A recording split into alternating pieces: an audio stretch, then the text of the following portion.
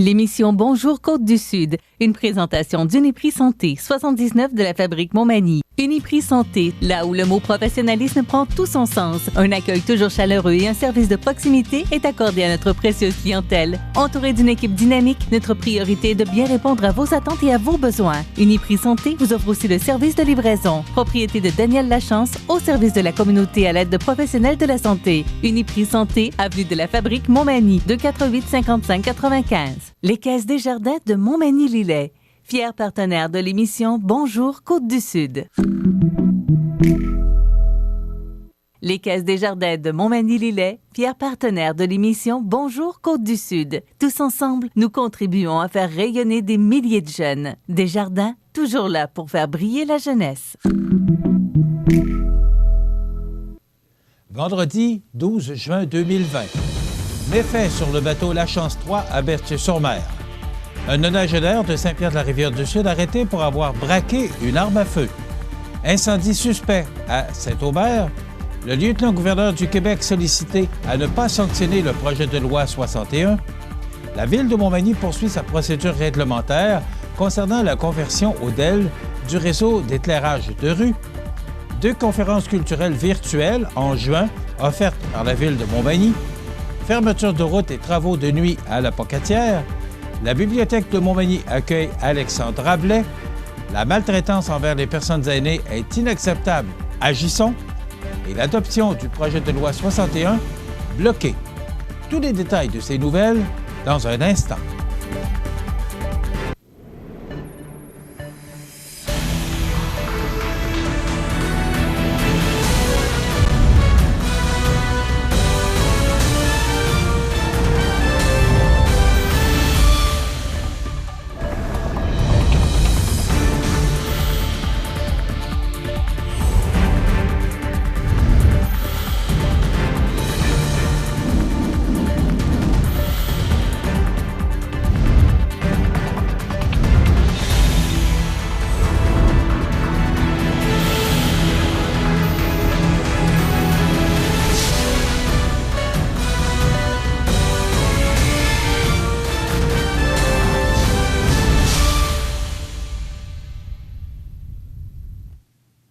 Bonjour, mesdames et messieurs. Les policiers de la Sûreté du Québec du poste de la MRC de Montmagny sont récemment intervenus suite à un appel pour une introduction par effraction qui est survenue sur le bateau La Chance 3 qui était amarré à la marina de Berthier-sur-Mer. Le ou les suspects se sont introduits pour y commettre des méfaits en y vidant 2 extincteurs chimiques à l'intérieur du bateau. De plus, une vitrine a également été fracassée. L'événement s'est produit entre mars 2020 et le 3 juin 2020. Le dossier fait toujours l'objet d'une enquête.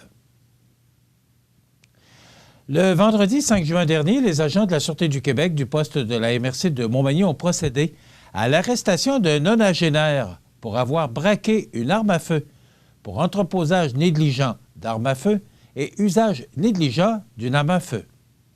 L'homme est âgé de 91 ans et réside dans la municipalité de Saint-Pierre-de-la-Rivière-du-Sud. Les armes ont été saisies et le suspect a été libéré avec des conditions à respecter. Vers 22h30 mercredi dernier, la centrale d'urgence a reçu un appel concernant l'incendie d'une résidence située aux 2 rangs des Jumeaux-Pelletier à Saint-Aubert. Les pompiers de Saint-Aubert se sont rapidement dirigés sur les lieux et, au constat de la situation, le chef du service incendie de la municipalité, Steve Saint-Pierre, a sonné l'alerte générale, de sorte que les pompiers de Saint-Jean-Port-Joli, de Saint-Damas et de Sainte-Louise sont venus prêter main forte à l'équipe présente afin d'éteindre le feu. Selon ce dernier, l'incendie a été maîtrisé vers minuit et les pompiers ont quitté les lieux à 2 heures le jeudi matin. On ne dénombre heureusement pas de blessés et la maison est considérée comme étant une perte totale. Par ailleurs, le dossier a été transféré à la Sûreté du Québec car il y aurait des éléments suspects concernant ce sinistre. Un technicien en enquête incendie de la Sûreté du Québec a ainsi été dépêché sur les lieux afin de définir s'il y a bel et bien eu une intention criminelle derrière cet événement.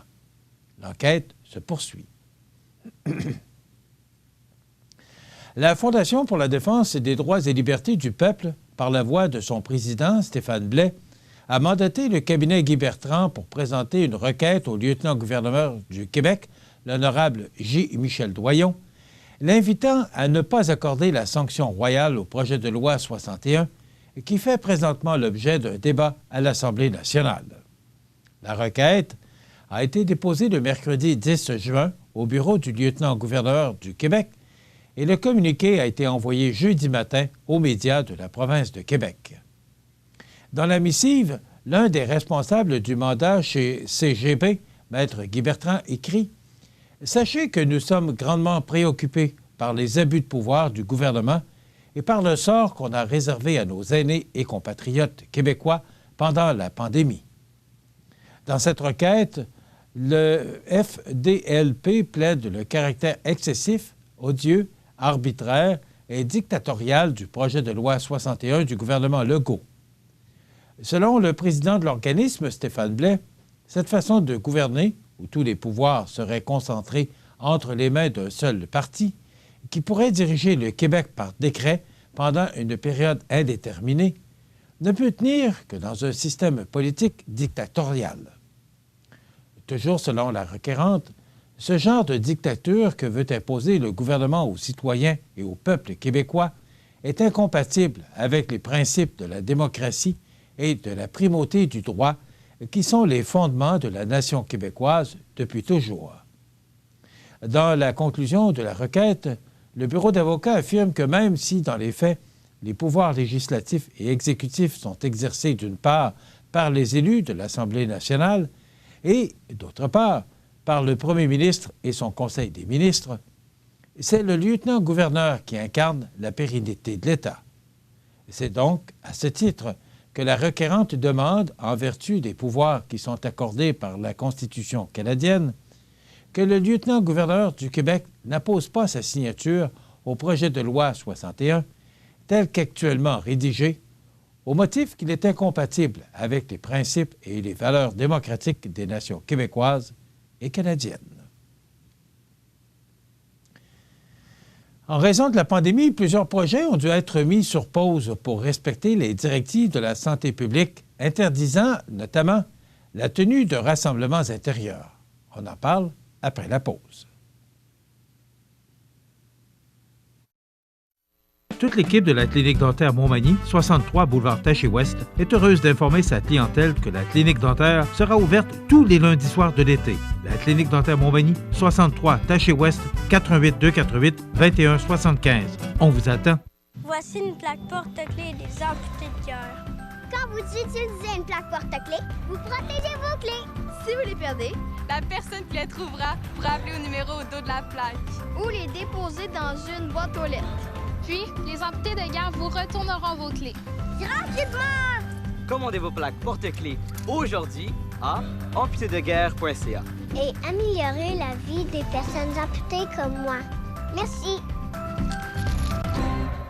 Vous regardez le réseau de télévision C'est ma TV.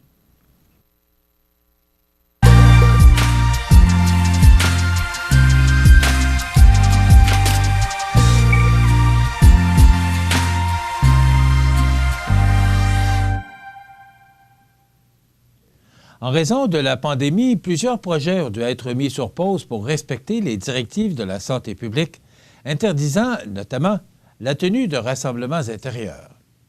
C'est le cas du dossier de conversion aux diodes électroluminescentes, DEL, du réseau d'éclairage de rue, amorcé plusieurs mois avant l'arrivée de la COVID-19 et qui était rendu à l'étape de la tenue du registre. Afin d'adapter les procédures à la situation dans laquelle toutes les villes sont malheureusement plongées, le ministère des Affaires municipales et de l'Habitation a récemment publié un décret autorisant la tenue d'une consultation écrite en remplacement d'un registre. La Ville de Montmagny pourra donc remettre le projet sur les rails et poursuivre sa procédure réglementaire en utilisant cette nouvelle méthode adoptée par le Conseil municipal le 8 juin dernier. Jusqu'au 26 juin, les personnes habiles à voter pourront donc transmettre une demande écrite sans avoir à se déplacer à l'hôtel de ville pour être inscrites au registre du règlement 1240, autorisant un emprunt de 510 000 $ pour convertir le réseau d'éclairage de rue au DEL. Pour leur permettre de déposer cette demande écrite facilement, plusieurs possibilités s'offrent à elles. Tous les détails entourant ces modalités figurent dans l'avis public disponible au ville.montmagny.qc.ca/avis. Je suis très heureux que le récent décret gouvernemental donne la possibilité à nos citoyens de s'exprimer démocratiquement tout en respectant les directives de la santé publique. Cette nouvelle méthode consultative nous permettra de poursuivre les démarches entamées il y a déjà plusieurs mois pour moderniser notre réseau d'éclairage public en le rendant plus efficace, plus sécuritaire et plus respectueux de l'environnement. C'est une très bonne nouvelle pour la démocratie comme pour le développement de notre ville, a confié le maire de Montmagny, Rémi Langevin. Selon l'échéancier établi, les travaux de conversion de quelques 1100 luminaires vers le DEL devraient être effectués à l'automne par Énergère, une entreprise mandatée par la Fédération québécoise des municipalités à la suite d'un appel d'offres. En plus de protéger le ciel étoilé et de contribuer à la réduction des émissions de gaz à effet de serre, cette modernisation permettrait à la ville de Montmagny de réaliser des économies d'énergie et d'entretien annuels notables. Pour en savoir davantage sur cette technologie et ses avantages, les citoyens peuvent consulter le site Internet lumièresurlequebec.ca. Le service des loisirs, de la culture et de la vie communautaire de la ville de Montmagny et la bibliothèque de Montmagny sont heureux d'offrir 2 conférences culturelles au cours du mois de juin. La formule virtuelle entièrement gratuite permettra aux citoyens d'avoir accès à des présentations à saveur historique et anthropologique. Le mercredi 17 juin, de 19h à 20h30, Isabelle Matt, docteur en anthropologie, abordera les origines de la fête de la Saint-Jean-Baptiste en lien avec les célébrations entourant le solstice d'été. Depuis des temps immémoriaux, on accueille les plus longues journées de l'année dans l'allégresse. Dans le cadre d'une réflexion sur l'origine des fêtes annuelles, cette conférence présente, d'une manière anthropologique, cette période unique de l'année. Puis, le lundi 29 juin, toujours de 19h à 20h30, l'archéologue Patrick Haid présentera les résultats de la série de sondages réalisés en juillet 2019 dans le secteur du bassin de Montmagny. Les découvertes extraordinaires confirmant une présence autochtone pré-européenne révèlent l'importance historique de ce site de transhumance. C'est par le biais de la plateforme Zoom que les citoyens pourront assister virtuellement aux rencontres proposées. Pour en savoir plus, il suffit de se rendre au bibliothèquedemontmagny.com et de cliquer sur l'onglet « Activités et expositions » ou encore de consulter la page Facebook de l'établissement. Le ministère des Transports informe les usagers de la route que des travaux d'asphaltage débuteront dimanche soir sur la route 132, la 2e rue Guimont et la première rue Poiré à la Pocatière. Ces travaux amélioreront la surface de roulement dans ce secteur. Ils s'échelonneront sur une période de 3 semaines et seront réalisés en 2 phases. Entrave pendant les travaux, phase 1, route 132 du 14 au 26 juin 2020, afin de réduire les répercussions sur la circulation dont le débit journalier moyen annuel est de 7 000 véhicules, les travaux de la première phase s'effectueront de nuit. Une circulation en alternance sera en place pendant les heures des travaux, soit entre 19h et 7h le matin. Phase 2, 2e rue Guimont et 1er rue Poiré, le 29 juin au 8 juillet 2020. Pendant cette 2e phase, la circulation sera interdite, à l'exception de la circulation locale, sur la 2e rue Guimont et la 1er rue Poiré, entre les routes 132 et 230. Les usagers de la route devront emprunter le chemin de détour afin de contourner cette entrave. De l'intersection de la route 132 et de la 2e rue Guimont, route 132 en direction est, route Daniel, 4e avenue Pinchot, route 230 en direction ouest. 9e rue Boulevard des Rochers, 6e avenue Pilote en direction ouest. Ces interventions peuvent être modifiées en raison de contraintes opérationnelles ou des conditions météorologiques. Afin de connaître les entraves en cours, consultez Québec 511, un outil pratique pour planifier adéquatement vos déplacements. Pour la sécurité et la santé des travailleuses et travailleurs, toutes les mesures sanitaires nécessaires sont déployées sur ce chantier. La Bibliothèque de Montmagny est heureuse d'accueillir au sein de son équipe Mme Alexandra Blais, technicienne en animation et en documentation, en remplacement de Mme Mélanie Royer. Finissante en technique de la documentation et gestion de l'information au Cégep Garneau, Mme Blais a joint l'équipe de la bibliothèque la semaine dernière lors de la réouverture au public de l'établissement. Elle aura pour mandat d'assister le directeur dans l'élaboration et la mise en place des activités d'animation, de même que le directeur adjoint dans ce qui a trait à la gestion documentaire, au service aux usagers et à l'accompagnement des bénévoles. L'entrée en poste d'Alexandra symbolise la réouverture de la bibliothèque municipale comme lieu physique. Sa présence et son expertise nous permettront de mettre en place avec succès les différentes phases du processus de déconfinement en veillant à la sécurité de notre clientèle et de nos bénévoles. Alexandra est une jeune femme enthousiaste et pleine d'énergie, et elle apportera un vent de fraîcheur à l'équipe, de confier le directeur de la Bibliothèque de Montmagny, Jocelyn Landry. On se rappellera qu'afin de permettre à tous les citoyens de profiter des ressources numériques de la bibliothèque pour se divertir pendant la période de confinement, l'établissement avait rendu possible l'abonnement à distance par courriel ou encore par téléphone. Une nouvelle étape est désormais franchie avec l'ajout du service d'abonnement en ligne. Les résidents de Montmagny, de même que les étudiants qui fréquentent un établissement scolaire magny-montois, peuvent donc s'inscrire dès maintenant en visitant le site de la bibliothèque, soit le bibliothèquedemontmagny.com, ou en cliquant sur l'onglet « Abonnement ». Tous les membres d'un foyer peuvent utiliser le même formulaire jusqu'à concurrence de 6 personnes. Au-delà de ce nombre, il faut procéder à une nouvelle inscription. Notons qu'une preuve de résidence est exigée. Les nouveaux abonnés recevront par courriel un numéro d'usager ainsi qu'un code à 4 chiffres qui leur permettra d'accéder immédiatement aux ressources numériques. Leur carte d'abonné leur sera remise lors de leur première visite à la bibliothèque.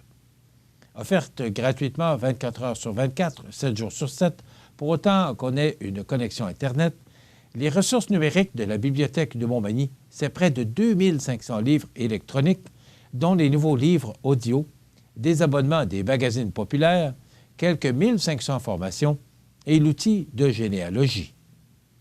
Pour accéder à la collection et aux services en ligne de la bibliothèque, il suffit de se rendre sur le site de la bibliothèque et de cliquer sur l'onglet « Livres et ressources numériques ».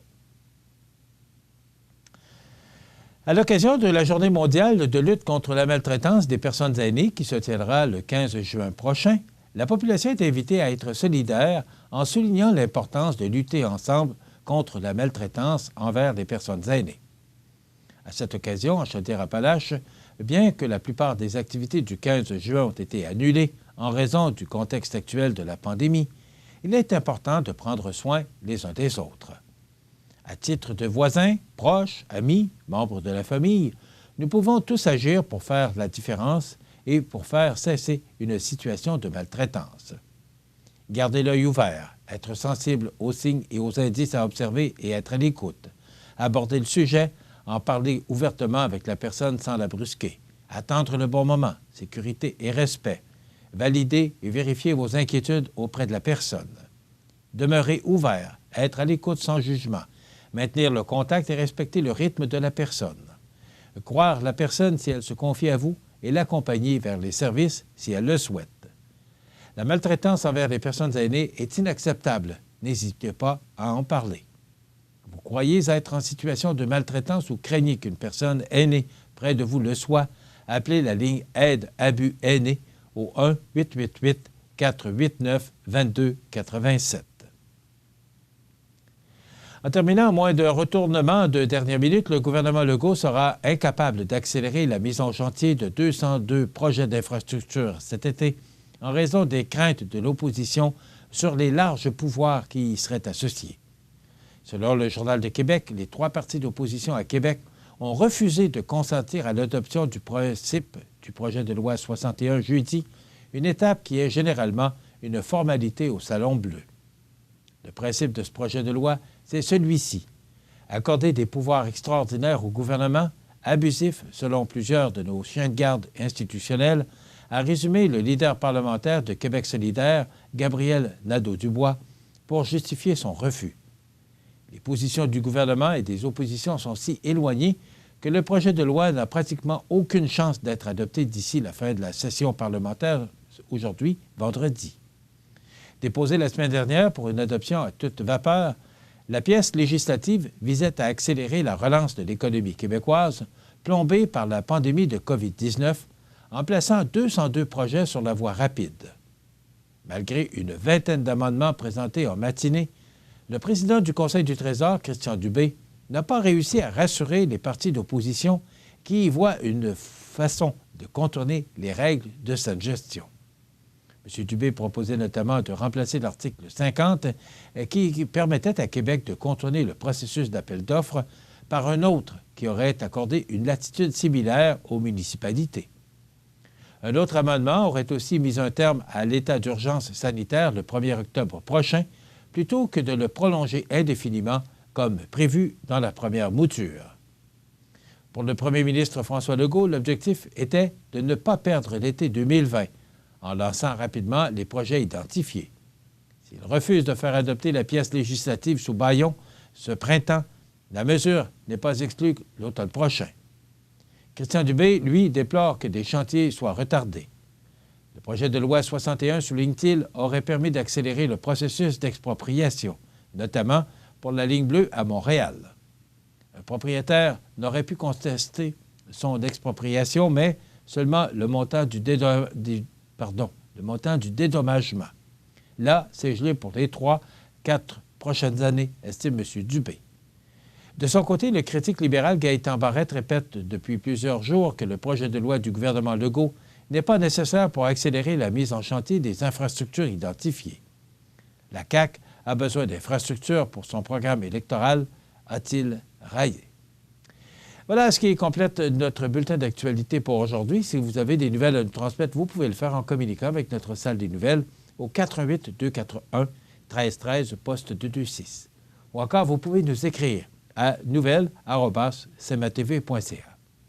Vous pouvez également nous suivre, comme plus de 13 150 personnes le font maintenant, sur la page Facebook de cmatv.ca.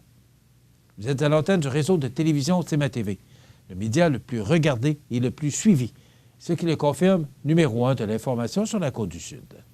Voilà, c'est tout pour l'instant. Dans quelques minutes, les prévisions de la météo et les heures de la marée.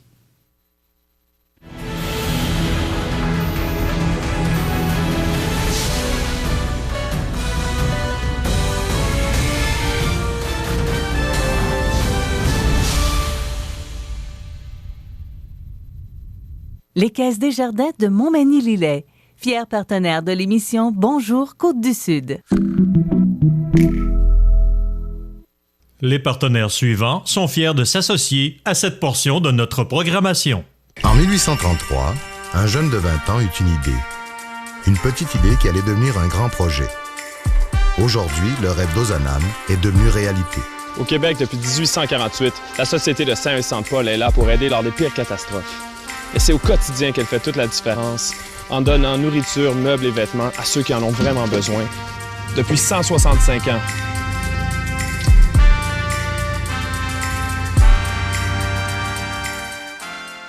Les prévisions de la météo. Une présentation de Promutuelle Assurance Montmagny-Lillet. Toujours à l'écoute de vos besoins. La météo est présentée par Promutuelle Assurance Montmagny-Lillet, où des professionnels de chez nous sont heureux de répondre à tous vos besoins en assurance. Promutuelle Assurance Montmagny-Lillet est là, dans la région, pour ses membres et la communauté. Avec un début de semaine qui nous donnait des vents du nord, du temps frais, Hier, jeudi, c'était chaud et humide. J'espère que vous en avez profité de cette belle journée. C'est à peu près le même scénario pour aujourd'hui, vendredi, mais au cours des prochaines heures, ça va changer. On parle d'abord, on va regarder cette image radar qui nous démontre qu'au sud, là, il y a cette masse nuageuse avec des orages même. Donc, c'est au sud de notre région. Donc, si vous regardez pour le reste de notre secteur, il y a quelques nuages là, qui bordent la région de Charlevoix. Et il y a quelques nuages d'ouest en est là, qui devraient arriver. Vous les voyez un petit peu, là. Donc, c'est du temps généralement ensoleillé actuellement, mais ennuagement ce matin, suivi de 60 % de probabilité d'averse au cours de l'après-midi. Vent devenant du sud-ouest à 30 km/h avec des rafales à 60 cet avant-midi, avec un maximum de 22. Et avec le facteur humidex, on pourrait atteindre 25 degrés. Ce matin, là, je vous le dis, à 7 heures, en passant sur le pont Rivard, c'était merveilleux. Le fleuve était comme de l'huile, pas de vent. Et c'était 17 degrés ce matin, donc c'était vraiment beau là, tôt ce matin. Ce soir et la nuit prochaine, généralement nuageux avec des vents du sud-ouest de 30 km/h avec des rafales à 60 qui deviendront légers au cours de la soirée, minimum de 8 degrés. Demain samedi, généralement nuageux avec 40 % de probabilité d'averse en avant-midi. Dégagement en après-midi, ce sera beaucoup plus frais. Regardez là, on connaîtra un maximum, je dis bien maximum, de 17 degrés, mais quand même, c'est seulement 40 % de probabilité d'averse. Pour la nuit de samedi à dimanche, ciel dégagé, minimum quand même frais de 8 degrés. Et pour dimanche, le 14 juin, alternance de soleil et de nuages, avec un maximum frais de 18 degrés. Probablement, ce qu'on va ressentir, ce sont ces vents du nord-est qui vont encore nous atteindre au cours de la fin de semaine. Pour débuter la semaine, lundi, du soleil avec un maximum de 21. Mardi, du soleil avec un maximum de 25. Mercredi, ça continue à se réchauffer. Alternance de soleil et de nuages avec un maximum de 29. Et pour jeudi, alternance de soleil et de nuages avec un maximum de 30 degrés. Donc, à compter de lundi, là, même, je pourrais vous dire, à compter de dimanche, c'est une belle séquence jusqu'à jeudi avec une alternance de soleil et de nuages avec des températures qui vont progressivement se réchauffer. Naturellement, vous comprendrez que ce sont des prévisions à long terme. Les normales de saison, ce temps-ci de l'année, sont de 21 le jour, 9 la nuit. Le soleil s'est couché à 4h47 ce matin, se couchera à 20h38, heure avancée de l'Est. En 96, il a fait 29,1 degrés et en 2000, 1,8 degrés pour un 12 juin. Les précipitations, on a reçu 0,2 mm de pluie hier. On a enregistré un maximum de 26,8 degrés et un minimum au cours de la nuit dernière de 12,7 degrés. La pression barométrique est à 101,3 kPa à la baisse. L'humidité est à 61 % et les vents souffrent actuellement faiblement de direction sud-sud-est à 7 km/h. Maintenant, pour les heures de la marée, elle sera haute à 10h45 ce matin, basse à 17h50 et de nouveau haute à 23h30 ce soir. Voilà, ça complète les prévisions de la météo et des heures de la marée pour ce vendredi du 12 juin. Les beaux jours sont à nos portes et il est temps de penser au pavage de votre stationnement, votre cour. Depuis plus de 60 ans, l'équipe de JRM à Montmagny propose des solutions répondant à vos besoins. 248-0937. JRM pour du travail bien fait. Vous regardez le réseau de télévision C'est ma TV. Les anniversaires IGA vous sont présentés par votre magasin Coop IGA Extra de Montmagny qui vous rappelle que bien manger, ça commence dans votre magasin Coop IGA Extra de Montmagny. Venez vivre la différence à votre magasin Coop IGA Extra de Montmagny. C'est aujourd'hui le vendredi 12 juin. C'est le temps de souhaiter bon anniversaire à nos jubilaires de ce 12 juin, également demain samedi le 13 et dimanche le 14 juin. D'abord, aujourd'hui, le 12 juin, c'est l'anniversaire à Élise Malenfant de Sainte-Perpétue de Lillet qui peut nous regarder via notre site internet cmatv.ca qui connaît des augmentations de plus de 60 %. On vous remercie beaucoup d'être là en aussi grand nombre dans l'émission, à regarder cette émission à tous les jours. On est vraiment fiers de ces performances et c'est grâce à vous. Alors, merci beaucoup d'être là. Donc, Mme Melenfant, qui peut nous regarder via notre site web, elle demeure à Sainte-Perpétue, eh bien, ce sont les enseignants et enseignantes retraités de l'École Saint-Thomas qui vous souhaitent bon anniversaire, Mme Élise Melenfant de Sainte-Perpétue. Alors, aujourd'hui, c'est l'anniversaire, c'est le 50e anniversaire de Danny Cyr. C'est de la part de Gabi, Fernande, Hélène, Nicole et Huguette. Alors, bon anniversaire. Il y a également les locataires de la résidence Marguerite Bourgeois qui vous souhaitent bon anniversaire, Danny Cyr, pour votre 50e anniversaire, aujourd'hui, le 12 juin. C'est l'anniversaire à Rosaire Picard. C'est vos sœurs qui ont pris le temps de nous appeler pour vous souhaiter bon anniversaire, M. Rosaire Picard, en ce 12 juin. Bon anniversaire aujourd'hui à Édouard Moreau. Il a 2 ans, Édouard. C'est de la part de mamie et papy, marraine Geneviève, oncle Pascal et tante Marie-Danielle. Donc, bon anniversaire. Édouard Moreau, 2 ans, probablement qu'il est là à l'écoute. Alors, bon anniversaire. C'est tout pour le 12 juin. Maintenant, demain, samedi le 13, ce sera l'anniversaire aux jumelles Mégane et Caroline Dufour. C'est de la part de grand-maman Monique, Mégane et Caroline, qui auront 20 ans demain. Donc, ce sont des jumelles. Bon anniversaire.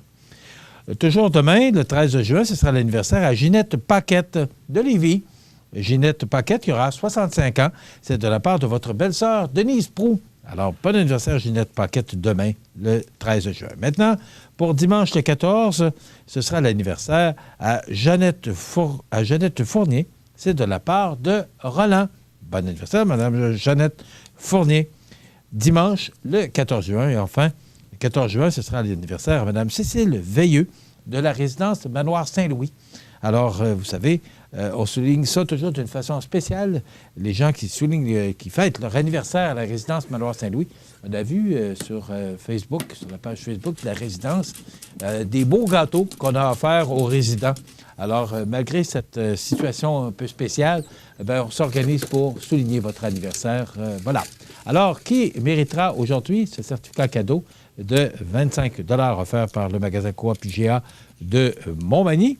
Eh bien, c'est quelqu'un qui fête son anniversaire aujourd'hui. Rosaire Picard, vos sœurs vous ont fait un beau cadeau, un certificat cadeau de 25 $. Donc, c'est vous qui méritez ce certificat cadeau de 25 $.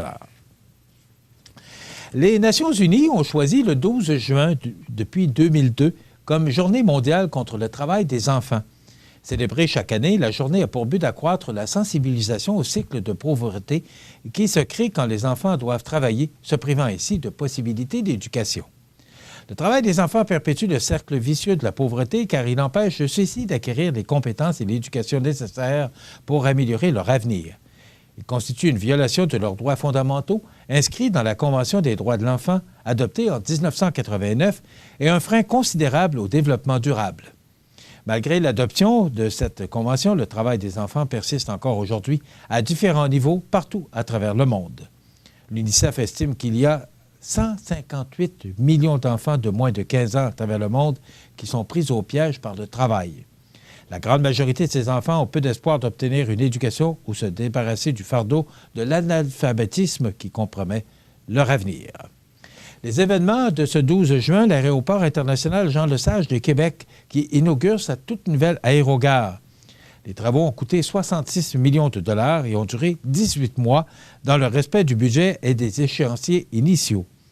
Les concepteurs se sont inspirés de grands aéroports internationaux comme ceux de Londres et de Shanghai. Le maire de Québec, Régis Labaume, le député responsable de la capitale nationale, Philippe Couillard, à ce moment, la ministre du Patrimoine canadien, Josée Werner, et le premier ministre Jean Charest ont tous participé à l'inauguration. Les anniversaires en ce 12 juin, Marc Tardif, joueur de hockey, qui a joué pour les Nordiques et homme d'affaires, il a 71 ans. Amir Kadir, cofondateur de Québec solidaire, médecin spécialisé en microbiologie, infectiologie, il a 59 ans. Anne-Marie Angelil, la fille de René, elle a 43 ans aujourd'hui. Michel Bergeron de Tiger, le Tigre, entraîneur-chef des Nordiques et des Rangers de New York, il a 74 ans aujourd'hui. Et Louisette Dussault, comédienne, 81 ans. C'était la souris, souris verte, voilà, Louisette Dussault. Elle a 80 ans aujourd'hui. Et on se rappelle le souvenir, en 2019, de Sylvia Miles, 94 ans, actrice américaine nommée 2 fois aux Oscars comme meilleure actrice dans un second rôle pour ses performances dans Midnight Cowboy en 69 et Farewell, My Lovely en 75. En 2018, John Eisman, 73 ans, batteur, ingénieur du son, producteur de musique britannique. En 2016, Brian Robinson, 41 ans, vétéran de 13 saisons dans la Ligue nationale de football. En 2015, Rick Ducommun, 62 ans, acteur et scénariste canadien. En 2015, Monica Lewis, 93 ans, actrice et chanteuse de jazz américaine. En 2013, Laszlo Babitz, 55 ans, athlète canadien. En 2013, Jason Leffler, 37 ans, pilote automobile américain. En 2012, Elinor Ostrom, 78 ans, économiste et politologue américaine. En 2003, Gregory Peck, 86 ans, acteur américain. Et enfin, en 1995, Arturo Benedetti Michelangeli, 75 ans, pianiste italien. Je l'avais pratiqué un peu avant. Maintenant, dimanche, ce sera une journée un peu spéciale, le 14 juin. Jean?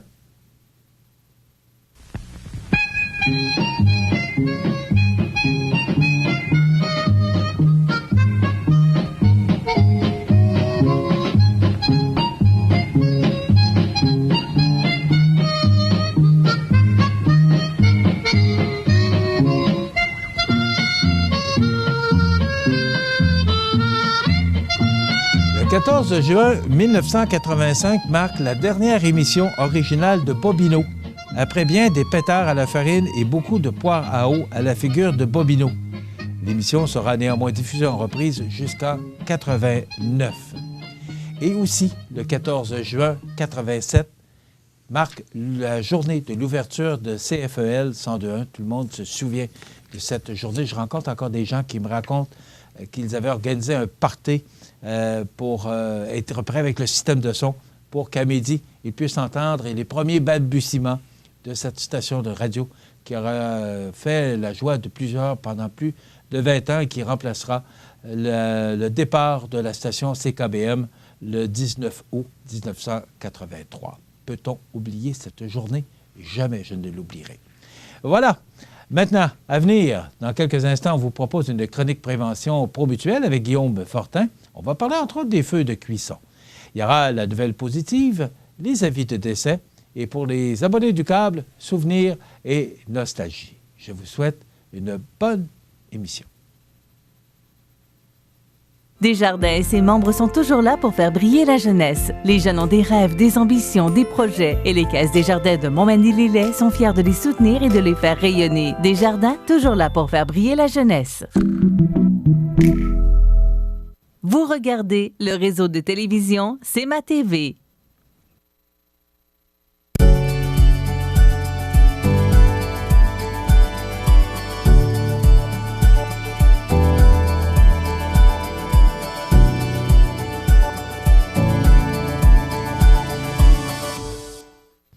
Je vous souhaite la bienvenue à cette autre chronique pro-mutuelle d'assurance Montmagny-Lillet en compagnie de notre conseiller en prévention, Guillaume Fortin. Bonjour, Guillaume. Bonjour. Ça va bien? Très bien. Oui.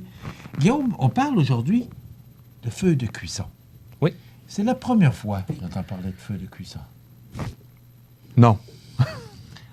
On ne répétera jamais assez l'importance des feux de cuisson. Qu'est-ce que tu définis exactement comme feu de cuisson?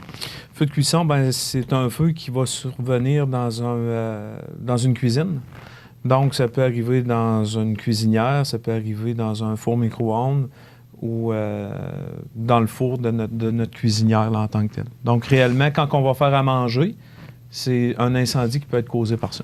Et une casserole d'huile à patates frites aussi, oui, qui n'est pas homologuée, qui n'est pas faite pour ça. Non. Et je pense encore récemment à un incendie important qui est survenu à cause de l'huile à patates frites qui a... le chaudron a coulé ou peu importe, là, et c'est dangereux. Oui. Donc, on n'en parlera jamais assez de feu de cuisson. D'abord, parlons de cuisinière ou de cuisiner sans précaution. Cuisiner sans précaution, donc c'est ça. Ce qu'il faut faire attention, c'est que quand on fait à manger, il faut toujours être dans la pièce. Si jamais ça sonne à la porte ou que le téléphone sonne, puis qu'on part de la cuisine, on peut être distrait à ce moment-là. On va sortir à l'extérieur avec quelqu'un qui est venu cogner à notre porte. On va jaser avec, on va oublier nos aliments. Donc, à ce moment-là, c'est de prendre toutes les chances, de mettre toutes les chances de notre côté. Si on fait d'autres choses, bien, on arrête notre cuisson, on met ça de côté, puis on recommencera quand on va être de retour dans notre cuisine. C'est réellement très important parce que, dans le fond, au Québec, c'est au moins le tiers des incendies qui sont causés par des feux de cuisson en tant que tels. Donc, en faisant plus attention... Le tiers des incendies? Le tiers des incendies, oui. La majorité du temps, c'est causé par des erreurs humaines ou des oublis. Donc, des erreurs humaines aussi, avec précaution. Donc, ça va être de travailler avec des vêtements qui ne sont pas trop amples pour ne pas s'accrocher dans les poignées de nos chaudronnes, des choses comme ça. Si on cuisine puis qu'on utilise notre surface de cuisson pour faire à manger, on ne prendra pas des linges pour mettre ça sur notre cuisinière ou des essuie-tout, des rouleaux d'essuie-tout. On va tenir ça éloigné. Donc, si jamais eux autres tombent sur notre rond qui est encore chaud, bien, à ce moment-là, s'ils sont éloignés, ils ne tomberont pas sur le rond. Moins de danger de feu. Ça va être réellement de tenir ça, une surface propre, puis avec le moins de produits inflammables là, qui sont sur notre surface de travail. Après ça, on peut utiliser une minuterie. Si on fait des aliments dans le four, à ce moment-là, c'est sûr si on fait un produit qui demande une cuisson d'environ 1 heure, c'est sûr qu'on ne restera pas 1 heure à côté de notre four à attendre que ça cuise. C'est d'utiliser une minuterie avec un time sonore ou la minuterie de notre four pour arrêter la cuisson là, après le temps requis. Avoir des mitaines pour travailler, avoir un couvercle pour mettre sur notre chaudronne. Si jamais il y a un feu qui arrive, au moins, on n'aura pas besoin d'aller le chercher. Ça va être proche, on va être capable de manipuler. Pour intervenir rapidement. C'est ça, effectivement. Pas prendre des chaudronnes qui sont trop petites aussi. On va prendre une chaudronne plus grande pour notre produit. Fait qu'à ce moment-là, on va empêcher le produit de déborder puis de tomber sur notre plaque chauffante ou notre ronde cuisinière. Ouais. Prévenir le feu de cuisson. Donc, c'est ça, prévenir le feu de cuisson en tant que tel, c'est de garder un extincteur proche pour pallier si jamais il arrive un incendie. Garder les mitaines de four, le couvercle. Je me permets de te poser la question. Oui. Un extincteur proche. Oui. Il ne doit pas en avoir beaucoup. Quand même. Oui, c'est okay. Surprenant. OK. Je suis content d'entendre ça. Des fois, ils sont proches, mais les gens ne savent pas qu'ils sont là. Ou il est désuet, puis il n'a pas été... Oui. C'est sûr, c'est un point qu'on va regarder, puis qu'on va faire une sensibilisation lors de nos visites de prévention. On va regarder l'extincteur, à quelle place il est. Si les gens savent l'utiliser, à quelle fréquence qu'il faut faire les vérifications dessus, puis comment que ça se fait, à quelle place aller, comment l'utiliser. Donc, c'est des choses qu'on peut regarder avec les gens, puis qu'on peut leur donner des conseils aussi. Quel type de produit utiliser pour faire... vous parliez de feu d'huile avec une huile à patates frites, là, des choses comme ça. Donc, c'est sûr qu'on ne prendra pas de l'eau pour éteindre un feu d'huile. Parce qu'à ce moment-là, l'eau... si on essaie de mélanger de l'eau avec de l'huile, ça ne se mélange pas. L'huile va flotter, l'eau va descendre en bas. Vu que notre huile est chaude puis que l'eau est fraîche, elle va descendre encore plus. Puis la poêle est chaude, l'huile est chaude, elle va se transformer en vapeur, puis elle va faire sortir l'huile de la chaudronne. Donc, l'incendie va devenir encore plus gros. Ça va faire une boule de feu à ce moment-là. Qu'est-ce qu'on fait à ce moment-là? Du sel? On va prendre, je parlais d'avoir un couvercle avec une mitaine. Ouais. Donc, on va prendre le couvercle, on va venir le mettre sur notre chaudron qui est en feu pour éteindre l'incendie. Mais surtout pas d'eau. Non. Jamais d'eau. Ça fait drôle de dire, hein, parce que les pompiers prennent de l'eau pour éteindre un feu, mais pour ce genre d'incendie-là, oui, effectivement. On ne doit pas prendre de l'eau, c'est extrêmement dangereux. L'autre moyen, ça va être un extincteur à poudre. On va y aller doucement là, pour ne pas envoyer un jet direct dedans, mais en balayant de gauche à droite, on va s'approcher et on va être capable d'éteindre le feu. OK. Les fours auto-nettoyants, ça chauffe, hein? Oui, effectivement. Ça peut monter jusqu'à 900 degrés Fahrenheit ou 480 degrés Celsius pour un four auto-nettoyant. Ça peut aller jusque-là. 480 degrés Celsius? Oui, effectivement. Ce qui est important, c'est quand on va acheter notre produit, c'est de bien lire l'instruction de travail qui va venir avec votre produit. Donc, le fabricant va dire comment fonctionner, comment faire fonctionner. S'il y a trop de débris ou de résidus de cuisson, d'aliments dans le fond de votre four, c'est de faire le ménage avant, d'enlever toutes ces particules-là pour être capable de nettoyer notre four de façon sécuritaire. Ça fait le c'est tour. ça, ouais. Puis de ne pas attendre de le faire juste une fois par année. C'est de le faire régulièrement, notre nettoyage de four. Les brûlures, il faut faire attention aux brûlures, naturellement. Oui, c'est ça. Donc, si jamais il arrive des feux de cuisson, les gens vont avoir tendance à vouloir éteindre le feu ou des choses comme ça. Mais il y a des façons de le faire. Mais si jamais ça ne marche pas, puis c'est nos vêtements qui prennent en feu, à ce moment-là, il faut être capable de s'éteindre nous-mêmes aussi. Donc, c'est réellement de s'arrêter, de se jeter à terre, puis de se rouler. Tout ça en se cachant le visage avec les deux mains. Donc, on arrête, on tombe, on roule. Arrête, tombe et roule. Une façon de faire. Il ne faut jamais souhaiter que ça nous arrive. Non. Hein?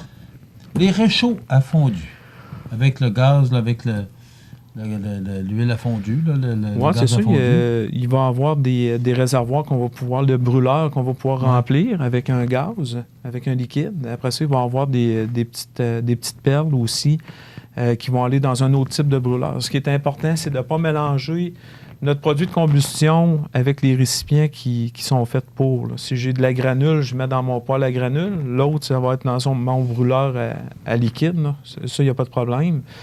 Puis on a un troisième aussi qui se trouve à des poêles à fondu électriques. Que je recommande. Oui. Parce que j'ai eu longtemps un poêle à fondu avec l'huile, pas l'huile, je cherche le bon mot, là, le gaz à fondu bleu. Oui, c'est ça. Et j'ai le poêle maintenant. Moi, je ne croyais pas que c'était assez puissant. Et ça fait le travail. Puis c'est tellement plus sécuritaire. Moi, j'ai toujours eu peur de ça avec les enfants. Oui.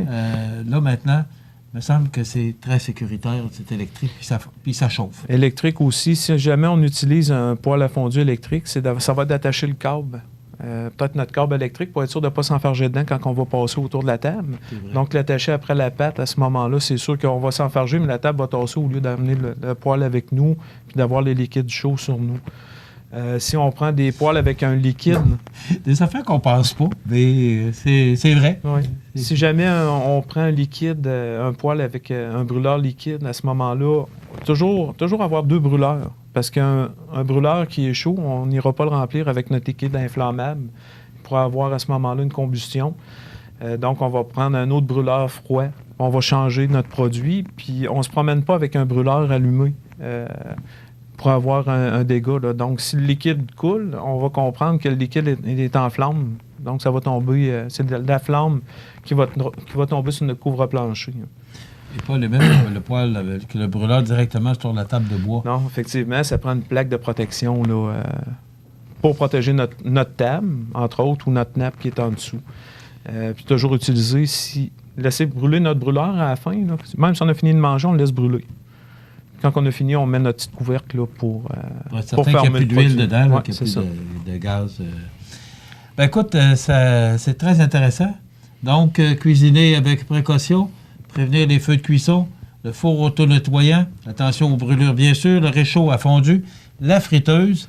Alors, ce sont tous des conseils de prévention. Mais des fois... Par distraction ou rapidité, des fois, la distraction aussi. La distraction est la mère de tous les vices. Hein? Oui. Alors, c'est important de faire attention, c'est de la prévention. Vous avez besoin de conseils, vous appelez ces gens-là. Ce sont des gens qui sont spécialisés dans la prévention. Donc, Guillaume Fortin, il y a également Marc-Olivier Martin de Promutuelle Assurance 248-7940. Merci, Guillaume. Un plaisir. Voilà, ça complète pour aujourd'hui. Moi, j'ai fait un AVC. C'est quand, donc? C'est en juillet 2016. Bon, ben dans ça là, il faut ça bien vite, là. Faut réagir vraiment vite. Oui. Faut se rappeler des signes. C'est ça. V, c'est pour visage. Est-il affaissé? OK. I, c'est pour incapacité de lever les 2 bras normalement. T, c'est pour trouble de la parole et de la prononciation. Et? Puis E, extrême urgence. Faut appeler le 911. Voilà. Il y a juste la petite pancarte est à l'envers. Comme ça? Ben oui, c'est parfait. C'est super, ma belle.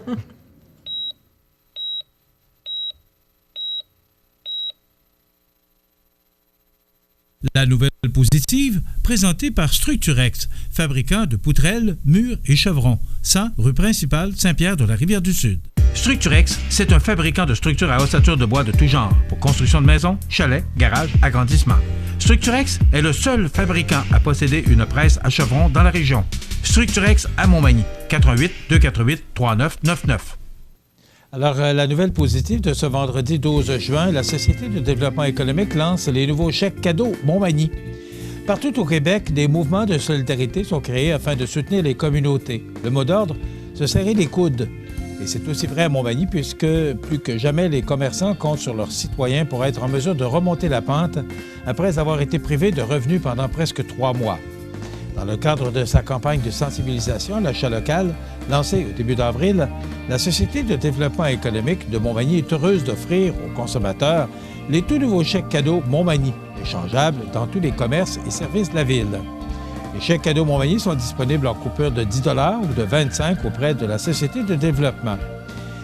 Citoyens et entreprises sont invités à adopter le visuel « Compte sur moi, j'achète local » afin de démontrer leur appui envers les commerçants d'ici. Mentionnons que toutes les actions entreprises dans le cadre de la campagne d'achat local sont appuyées par le comité Solidarité Montmagny. Donc, la Société de développement économique qui lance les nouveaux chèques cadeaux de Montmagny.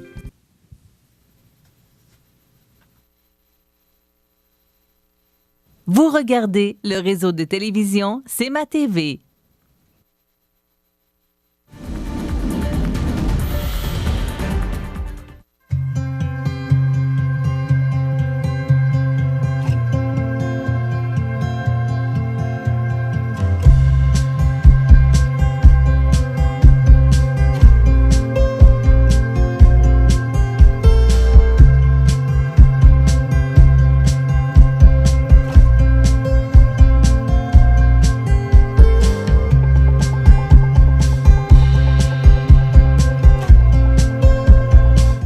Les partenaires suivants sont fiers de s'associer à cette portion de notre programmation.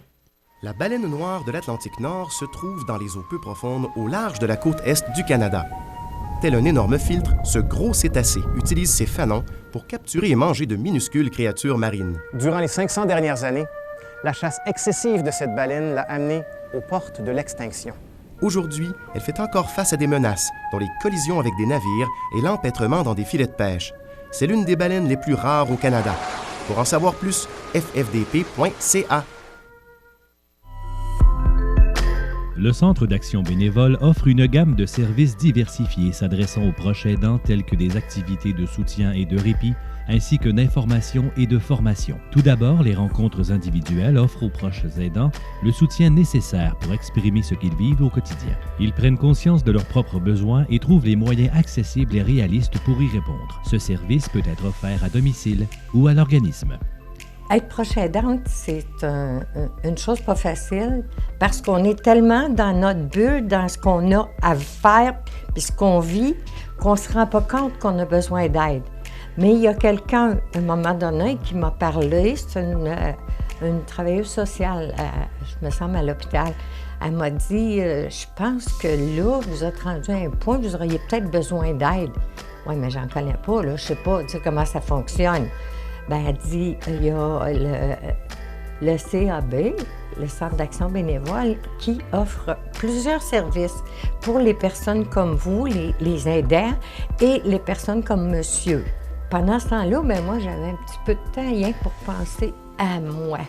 Parce que c'est la chose qu'on oublie. On s'oublie, nous, les aidants, quand on est dans une phase là, telle qu'elle était avec mon conjoint qui perdait toutes sortes de sens, là, qui n'était plus là. Fait que ça m'a aidé. Je suis venue aussi à des rencontres de groupe, là. Oh, mon Dieu Seigneur. Ça, c'est merveilleux parce qu'on s'aperçoit qu'on n'est pas tout seul j'oserais dire, dans le même bateau. Il me semble que j'avais plus de ressources, j'avais plus rien, j'étais vidée. J'ai fait appel ici, on m'a reçu, on m'a parlé, on m'a écouté surtout. Ça, c'est beaucoup. Être sûr que quelqu'un nous écoute sans nous juger, parce que malgré tout, on se dit, là, je vais parler de mes problèmes. J'ai eu vraiment besoin d'eux autres et j'ai été très contente de les avoir.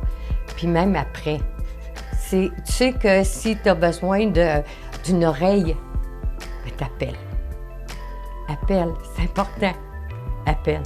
Puis tu n'auras pas de jugement. Personne ne va te juger là-dessus. C'est ça que je trouve le plus important. Je leur dis merci. Depuis 40 ans, le Centre d'action bénévole des MRC de Montmagny et de Lillet est un organisme voué à l'amélioration de la qualité de vie des individus et des groupes par le bénévolat.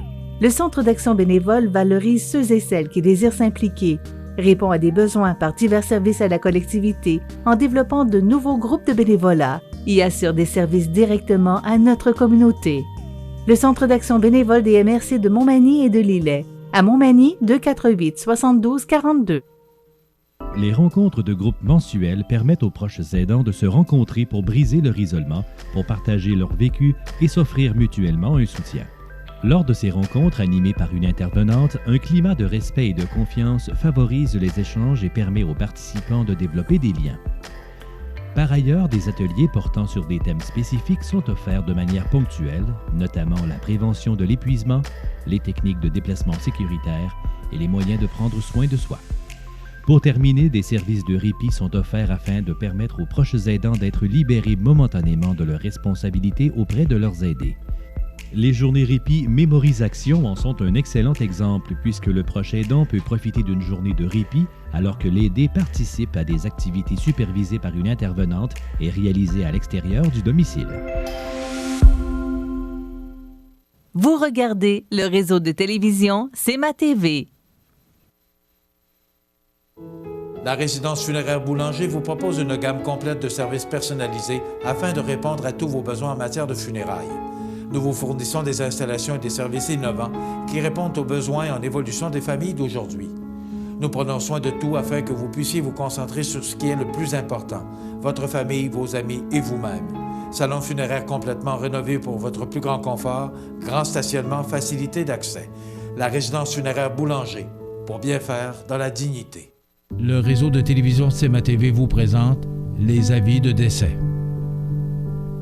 À la maison d'Hélène, le 5 juin 2020, à l'âge de 80 ans et 11 mois, est décédée Mme Nicole Vézina, épouse de M. Reynald Cloutier. Elle demeurait à Montmagny. Originaire de l'île aux Grues, elle était la fille de feu M. Antoine Vézina et de feu Dame Cécile Vézina. En raison des circonstances actuelles, les rituels funéraires se tiendront dans l'intimité avec les membres de sa famille.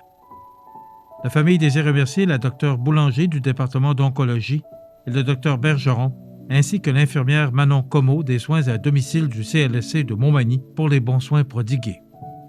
Vos témoignages de sympathie peuvent se traduire par un don à la Fondation de la Maison d'Hélène ou à la Société canadienne du cancer. La direction a été confiée à la maison funéraire Laurent Normand, 115 rue Saint-Louis, Montmagny. Aux familles éprouvées, la direction et le personnel du réseau de télévision C'est ma TV offrent leurs plus sincères condoléances.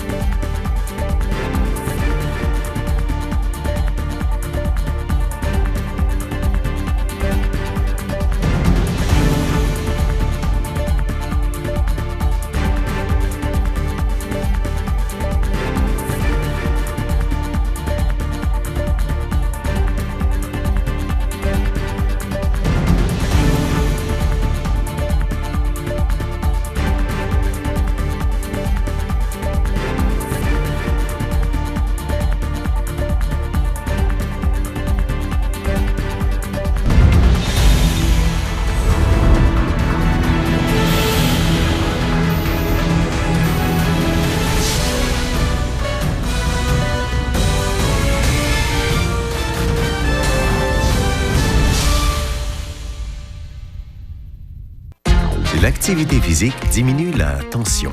Donc, vous pouvez décompresser mieux.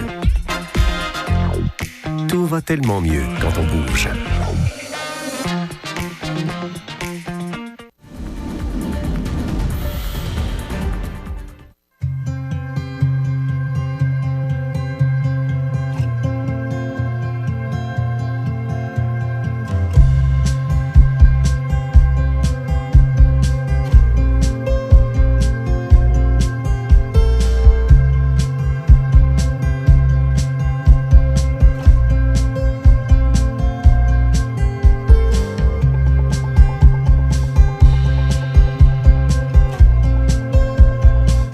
Vous regardez le réseau de télévision C'est ma TV.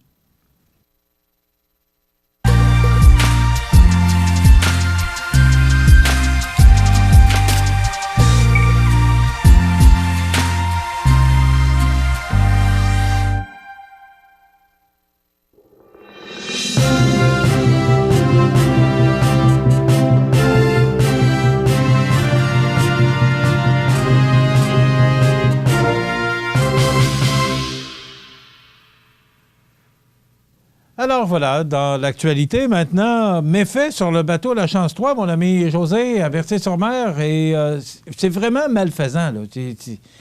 Quand on entend ce que tu nous expliques par les méfaits qui ont été faits sur le bateau, c'est vraiment pour mal faire, là. Oui, absolument, parce qu'il y avait des mauvaises intentions derrière les gestes. Ça irait mieux si ton microphone était connecté, mon ami? Connecté, bien connecté. Il est connecté? Bon, parce qu'on ne t'entend pas tellement bien. Bon, est-ce que ça marche, Jean? Oui. Okay, bon. Alors, on va faire une petite courte pause, quelques secondes. Le temps. Non, c'est bon, c'est correct. On va continuer avec ça. C'est-à-dire qu'ils ont vidé 2 extincteurs entre le mois de mars et le mois de juin. On ne sait pas quand, mais c'est parce que lorsqu'on a ouvert le bateau pour préparer la saison, mais tu comprends qu'on s'est rendu compte qu'il y avait des choses qui ne fonctionnaient pas bien à bord du navire. Donc, on a appelé la Sûreté du Québec et je pense qu'il y a une vitre qui a été cassée également et ça n'a pas fait l'affaire des gens de Berthier-sur-Mer parce que c'est un texte qui a été souvent, je dirais, partagé sur les réseaux sociaux parce que les gens comprennent qu'avec la crise de la COVID-19, on n'a pas besoin de négatifs supplémentaires. Je comprends que les gens sont en confinement, mais en même temps, je pense que aux affaires des autres, hein, je veux dire, la crise, la pandémie, c'est pas facile pour personne. Effectivement. Écoute, cette nouvelle-là m'a surprise un peu. Quand même, oui. 91 ans, arrêté pour avoir braqué une arme à feu. Oui, on ne connaît pas, je te dirais, entièrement les détails de ce qui est arrivé. Mais n'en demeure pas moins que c'est un homme de 91 ans qui a braqué une arme à feu, possiblement sur quelqu'un. Je pense que l'ISQ ne l'a pas expliqué clairement. Et le monsieur s'est fait saisir ses armes, bien entendu. On ne connaît pas les raisons inhérentes pourquoi il a posé ce geste, mais en même temps, à Saint-Pierre-de-la-Rivière-du-Sud, je veux dire, on a connu toutes sortes de choses. Hein? Depuis le début de l'année, on a des gens qui ont été blessés par balle à Montmagny. On a connu un meurtre. Ouais. En plus de la pandémie, coudonc, c'est Montmagny PQ, je ne sais pas, mais ça brasse dans le secteur. Hein? Oui, c'est le moins qu'on puisse dire, mais 91 ans, je ne te cache pas que ça te surprend un peu. Là. Donc, il devrait passer en cours?